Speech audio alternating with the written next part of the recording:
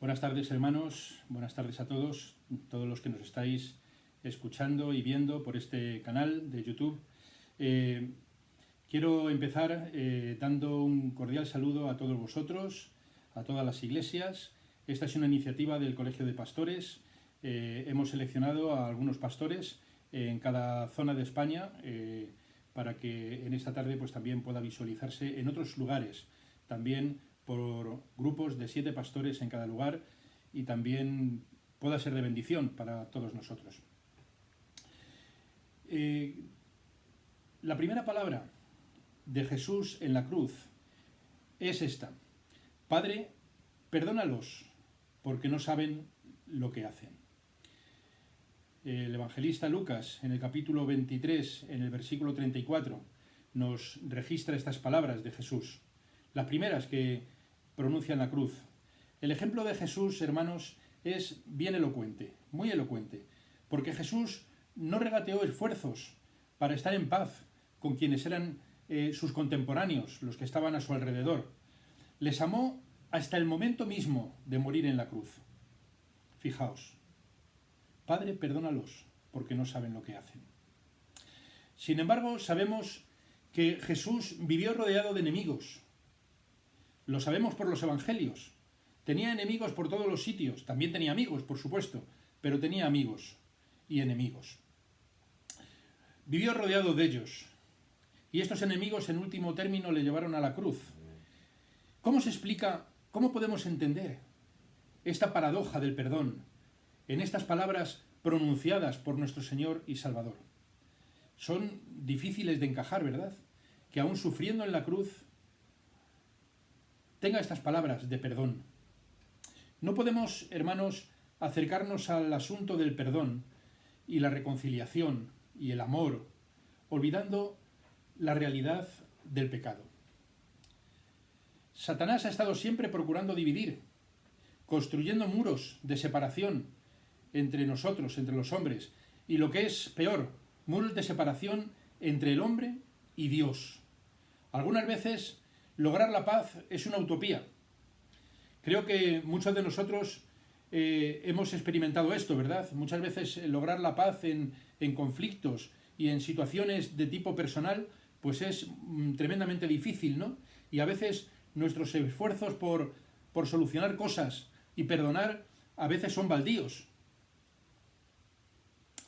Pero el perdón, hermanos, sin embargo, no necesita de la paz, ni tampoco necesita ver resultados, aunque sería bueno verlos.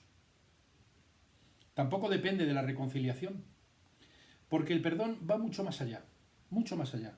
El ejemplo de Jesús nos marca una vez más la pauta de su carácter, la pauta de sus atributos, de todo lo que Él es.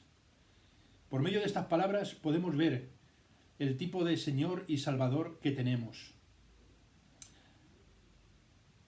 Cuando estaba ya clavado en la cruz, cuando estaba ridiculizado y torturado, cuando estaba blasfemado, cuando no tenía posibilidad de defenderse, acosado por sus enemigos, a los que había intentado amar, por cierto, a lo largo de todo su ministerio. Cerca de la agonía, como digo, clavado en la cruz, pronuncia estas palabras memorables, que a mi parecer contienen la raíz del Evangelio. Padre, perdónalos, porque no saben lo que hacen. Aunque la reconciliación no sea posible, siempre hay algo que el cristiano puede hacer y que debe hacer también. Esto es perdonar. Esto es lo que sí podemos hacer. El perdón elimina resentimientos, elimina los sentimientos y pensamientos negativos hacia el prójimo. Aprendemos de estas palabras, hermanos, nuestra obligación como creyentes, nuestra obligación de imitar el carácter de Cristo. Decirnos a cada uno de nosotros, a nosotros mismos, decirnos, puedo y debo perdonar. Hacer este esfuerzo, intentarlo, de verdad que vale la pena. Vale la pena. A veces el perdón nace en la intimidad de nuestro corazón. No es visto, sin que la otra parte lo sepa. Este fue el caso de Esteban también. Esteban nos narra también Lucas en Hechos 7:60, Señor, no le tomes en cuenta este pecado, cuando le estaban apedreando y cuando murió como un mártir. Debemos estar, hermanos, dispuestos a perdonar. Aunque no se nos pida, pero hemos de hacerlo. Incluso cuando nos sigan ofendiendo, hemos también de perdonar. David nos habla de la responsabilidad del perdón. Él decía, si mirares los pecados, ¿quién se podrá mantener? Pero en ti hay perdón, Señor, para que seas reverenciado. Así es que, mirando a la cruz, nos tenemos que entender y comprender como pecadores. Tenemos que entender el sacrificio de nuestro Señor para que ese perdón pueda ser una realidad. Es verdad, seamos realistas, el perdón no es patrimonio exclusivo de los cristianos. Pero déjame decirte una cosa, el cristiano es el que está en mejores condiciones de poder perdonar. ¿Sabes por qué? Porque el cristiano lo ha experimentado. Y tú puedes experimentar también el perdón de Dios. De la manera que Cristo os perdonó, así también hacedlo vosotros. Esto le decía Pablo a aquellos hermanos en la iglesia de Colosa. De la manera que Cristo os perdonó, así también hacedlo vosotros. Qué gran reto para cada uno de nosotros, ¿verdad? Poder cumplirlo. Y para cumplirlo, gozamos con el poder de la gracia de Dios. Que Dios te bendiga.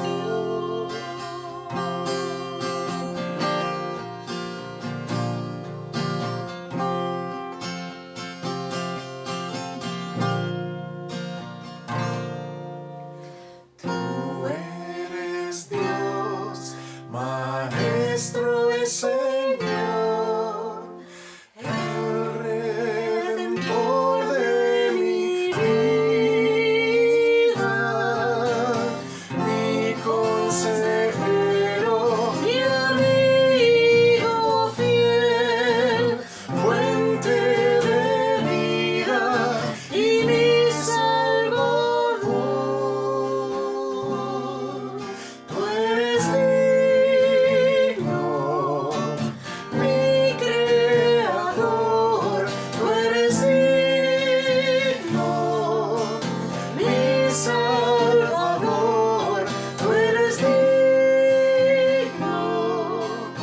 maravilloso, digno de mi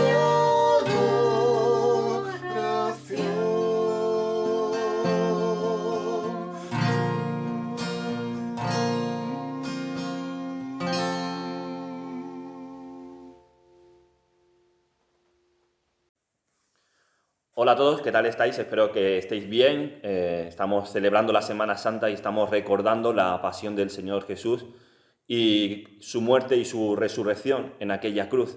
Y justo en aquella cruz se produce una escena que llama mucho nuestra atención y que narra el Evangelio de Lucas, capítulo 23 y versículo 43.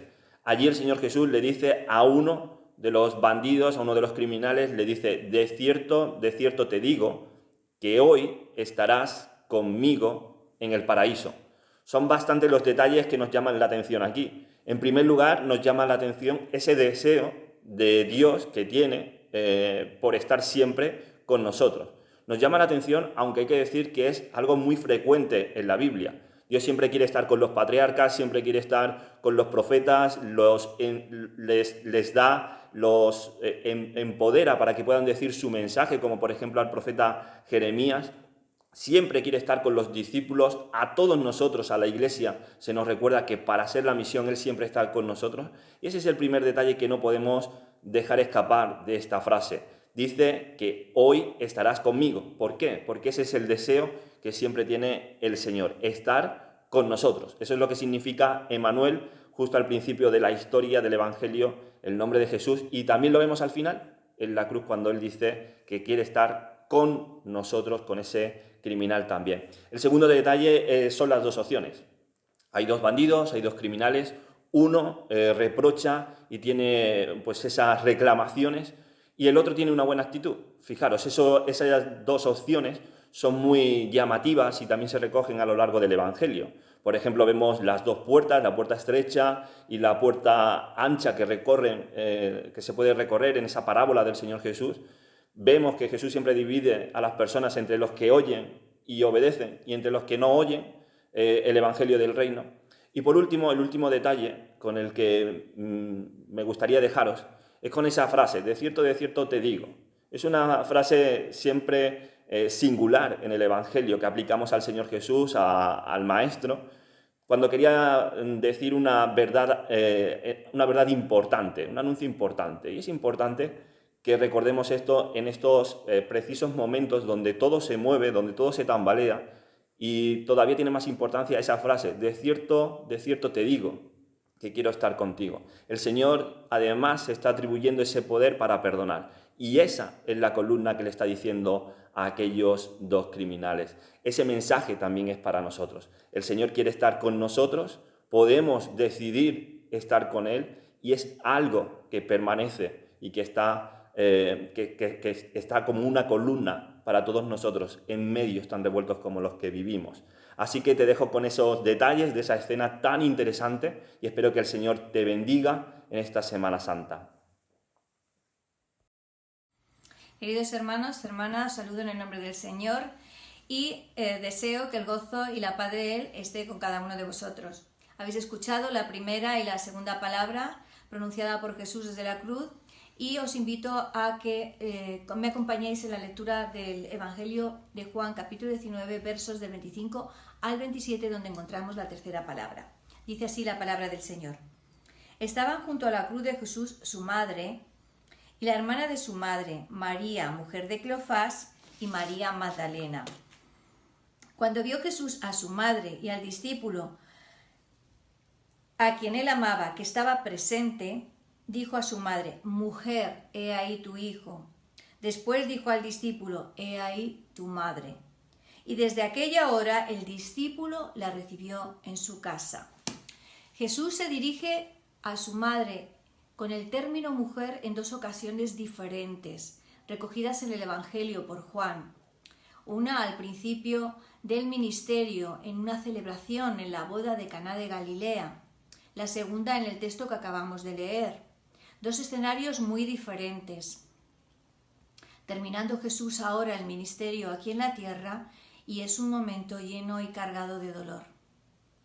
No sabemos los pensamientos que cruzarían por la mente de María, pero estoy segura que sí estaría sufriendo viendo morir a su hijo en una cruz. Quizá recordase las palabras de Simeón cuando ella y José fueron a presentar a Jesús en el templo, al Señor. No lo sabemos. Lo que sí sabemos es que el Evangelio nos dice que Jesús miró y vio a su madre María y también al discípulo amado. Y llama la atención de ella diciendo: «Mujer, he ahí tu hijo». Y a Juan, el discípulo amado, le dice: «He ahí tu madre». En primera instancia parece que está llamando al compromiso o a la responsabilidad de Juan hacia María, para que María fuera atendida y cuidada por él. Sabemos que las mujeres en aquella sociedad, viudas y sin hijos, estaban desprotegidas totalmente, no como en nuestros días. Sin embargo, sabemos que María tenía otros hijos nacidos después de Jesús.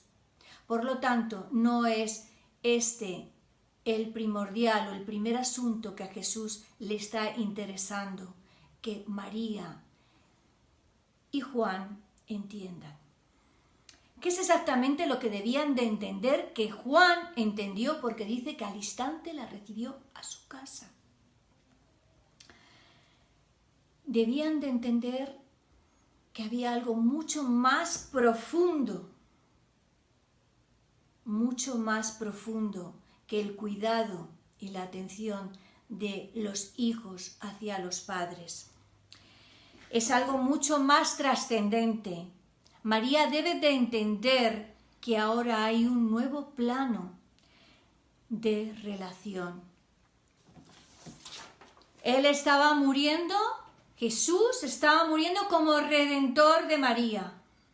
Es su Salvador, es su Señor, y ella una discípula más.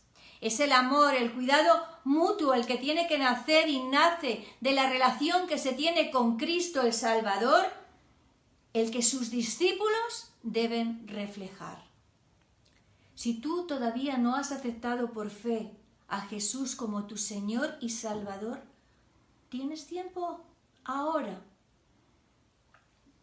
Si haces esto, entrarás en una nueva relación, en una gran familia, la familia de Dios.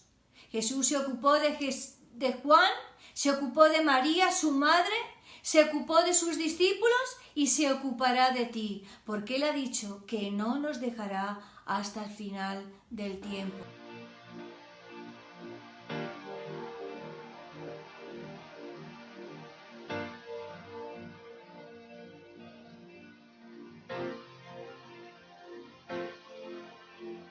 Él es Jesús, quien venció en la cruz. Fue quien cargó, quien llevó nuestro dolor. Jesús resucitó y por su sangre, sus heridas nos sanó. Nada es difícil para Dios. Todo es posible al que cree. Hoy las montañas por la fe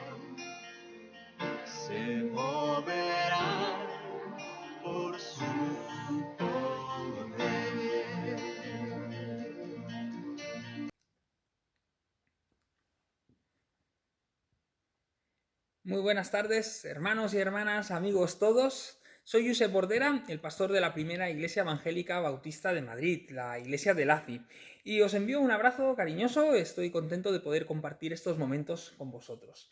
Me toca compartir alrededor de una de las palabras de Jesús en la cruz. Padre, ¿por qué me has abandonado? Una de las palabras más difíciles que pronuncia Jesús en ese momento.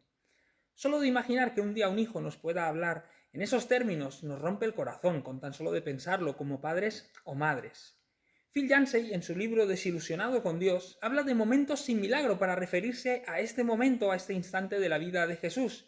Esos momentos donde también nosotros nos sentimos así, donde lo hemos fiado todo a un milagro, a una sanidad, a la restauración de nuestro matrimonio, al trabajo que necesitamos o al bienestar de nuestros hijos, pero a cambio, como respuesta, solo recibimos silencio.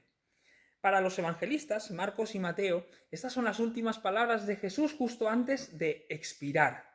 Estos evangelistas nos presentan aquello que podríamos imaginar como uno de los momentos más históricos de la vida de Jesús. Los comentaristas, cuando hablan del Jesús histórico, es uno de los momentos que encaja a la perfección, experimentando toda la debilidad humana, el dolor de la muerte que sufrían muchos de sus compatriotas que eran condenados también a la crucifixión, una muerte conllevaba muchísimo sufrimiento. No hay atenuantes para ese tipo de dolor, ni siquiera aquella bebida compuesta de vino ácido y unos narcotizantes podían aliviar el sufrimiento y el dolor de los condenados.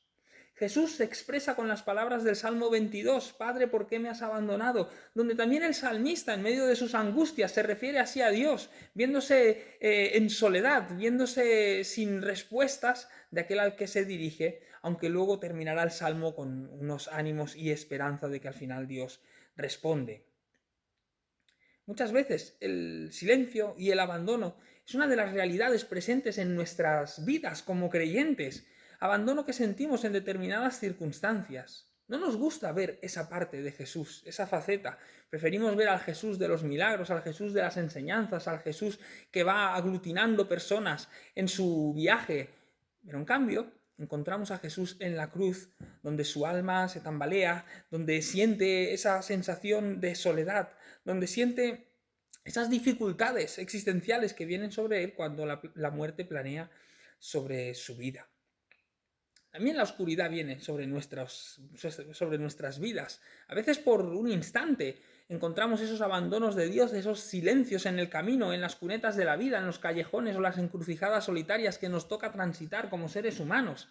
Como hijos nos podemos sentir solos, abandonados, sin recibir respuesta alguna, como que no haya nadie al otro lado. Y nuestra fe en esos momentos se debate entre la vida y la muerte. Pero donde la muerte, donde la soledad, donde la oscuridad parecen más duras, allí está a punto de nacer una vida que superará todas las expectativas. Jesús se identifica más que nunca con nosotros en ese momento y en ese gesto. De alguna manera nos podemos ver reflejados en él. Y no solo en aquel Jesús que es capaz de hacer cosas maravillosas, sino en aquel Jesús que es capaz de sufrir y de sentir los vaivenes de la vida como nadie. Jesús se identifica con nosotros. Padre, ¿por qué me has abandonado? Nos recuerda que podemos sentirnos lejos, que podemos sentirnos solos y abandonados, que podemos notar el silencio de Dios en nuestras vidas cuando necesitamos respuestas que no llegan. Pero nos exhorta y nos anima a recordar que siempre, siempre, después de un viernes negro, llega un domingo de luz brillante, de resurrección. Padre, ¿por qué me has abandonado? No solo es el grito de desesperación, es también ese rayo de esperanza, de que al final siempre hay después la resurrección. Que el Señor os bendiga mucho. Os envío un abrazo muy grande, mis mejores deseos para vosotros estos días de Semana Santa y también de parte de nuestra comunidad. Que el Señor os bendiga.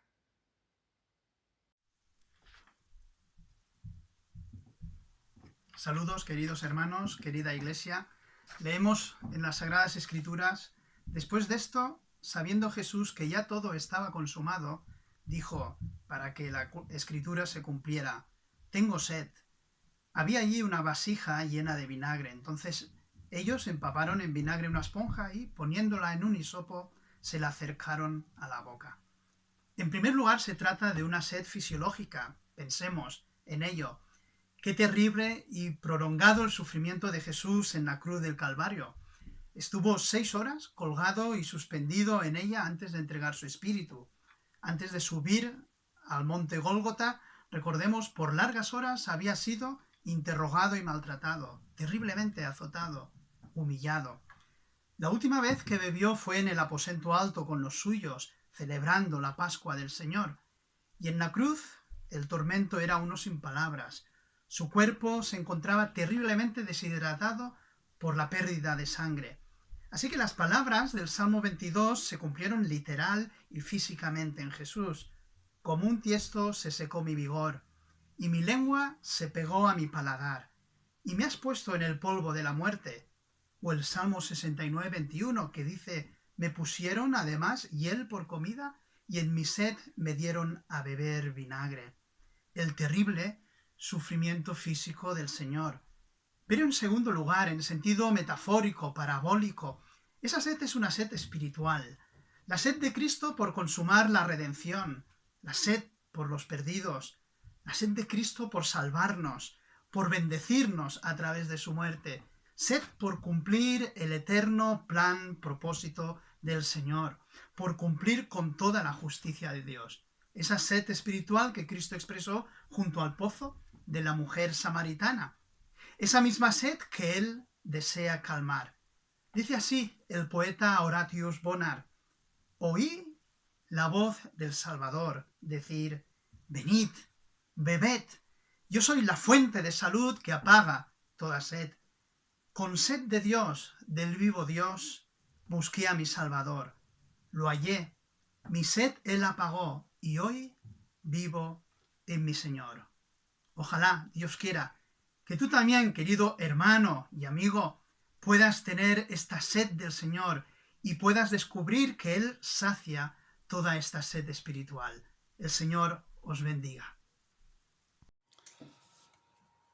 Cuando Jesús hubo tomado el vinagre, dijo, consumado es, y habiendo inclinado la cabeza, entregó el espíritu.